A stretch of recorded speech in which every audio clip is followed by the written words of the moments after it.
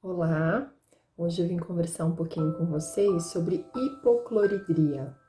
Hipocloridria é caracterizada pela redução do ácido clorídrico, que é o ácido que normalmente o nosso estômago produz e que é muito importante para o processo digestivo. Muitas vezes nós associamos os problemas gástricos com excesso de ácido, e existem sim algumas condições em que isso pode ocorrer. Nesses casos, às vezes é necessário entrar com medicamentos que bloqueiam, que diminuam a secreção ácida gástrica para poder corrigir algum distúrbio associado. Mas existe também uma condição que não é muito divulgada, não é muito falada, que é a hipocloridria, que é quando esse ácido está deficiente. Como o ácido clorídrico tem um papel importantíssimo no processo de digestão, os pacientes que evoluem com hipocloridria costumam ter sintomas relacionados à má digestão. Então, sensação de que come, a comida pesa no estômago, que a digestão é mais lenta. Muitas vezes vem acompanhado de eructação, que é o arroto, distensão abdominal, excesso na formação de gases, náuseas, azia ou pirose, que nós chamamos essa sensação de queimação que a gente tem tanto no estômago quanto uma queimação que sobe aqui em direção ao peito, em direção ao esôfago.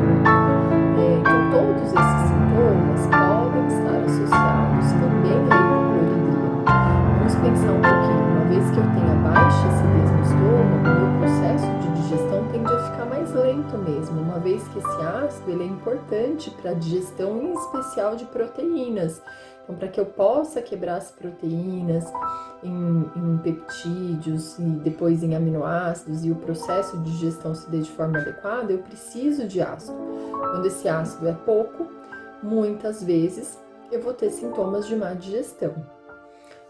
A hipocloridria, ela pode ocorrer em diversos cenários. Então, ela pode ocorrer tanto de forma mais fisiológica, que é mais comum com o passar dos anos. Então, idosos tendem a ter hipocloridria, mais do que adultos jovens.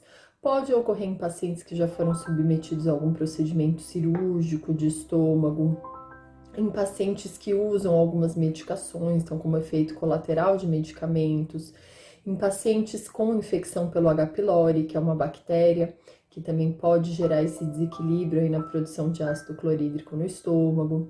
Pode ocorrer em pacientes com algumas deficiências nutricionais, como por exemplo deficiência de zinco, que é importante também para esse processo da produção do ácido clorídrico e para a digestão de uma maneira geral.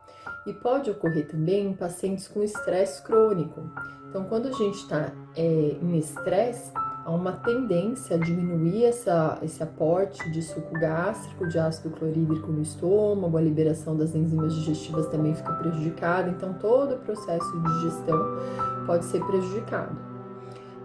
A hipocloridria também pode ser pensada nessa possibilidade naqueles pacientes quando eu tenho alguma deficiência nutricional, alguma deficiência de vitaminas ou de alguns micronutrientes. Então, para a absorção de alguns micronutrientes, o ácido clorídrico ele é extremamente importante. Então, a absorção de ferro, de vitamina B12, cálcio, magnésio, absorção de zinco. Então, todos esses elementos necessitam de um pH gástrico mais ácido para serem absorvidos. Então, naqueles pacientes em que eu começo a observar alterações nutricionais, deficiências nutricionais ou de alguns desses micronutrientes, é muito importante que eu pense nessa possibilidade. Aqueles pacientes que também têm resíduos de alimentos mal digeridos nas fezes, em especial quando eu falo de proteínas. Então, é muito importante que essa causa seja investigada e para que possa ser feito o tratamento adequado. O tratamento da hipocloridria muitas vezes consiste em a gente tratar a causa de base, né, que é fundamental, é importante para corrigir o processo, e às vezes é necessário a suplementação. de pepsina ou mesmo de cloridrato de betaína para acidificar esse estômago. Existem algumas opções de fitoterápicos, como tintura de alecrim, e algumas coisas simples às vezes no dia a dia, como por exemplo o uso do limão, vinagre de maçã. Então, elementos que possam ajudar na acidificação desse estômago e melhorar o processo digestivo.